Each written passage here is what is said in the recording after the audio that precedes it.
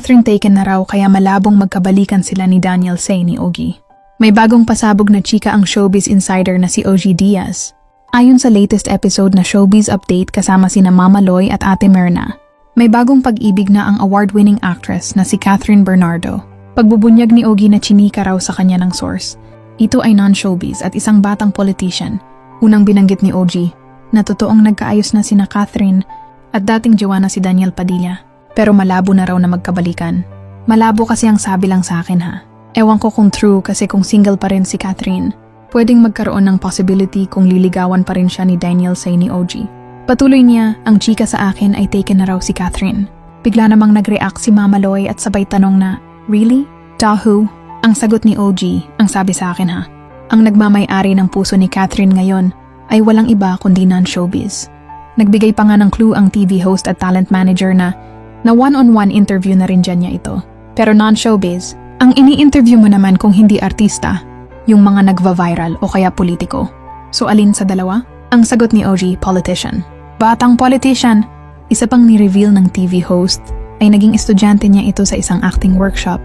Tila nalaman na ni Mama Loy kung sino ang tinutukoy ni Ogie kaya ang sabi niya, "Ayong gwapo!" Wika naman ni Ogie, yes, si Mayor Mark Alcala ng Lucena City. Kung maalala pa na ikwento na ni Ogie, last year na personal niyang minessage ang batang alkalde upang kumpirmahin ang kumakalat na chikang nanliligaw ito sa actress.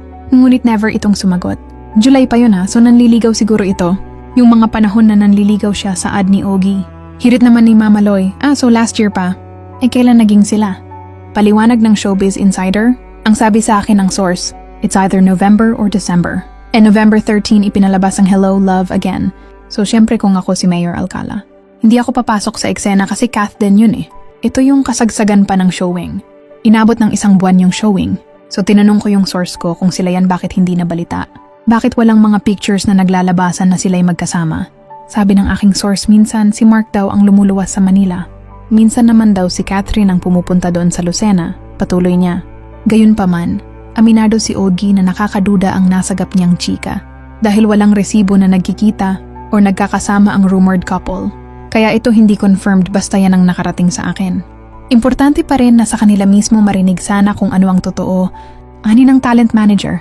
Anya pa, wala namang masama kasi pareho naman silang single.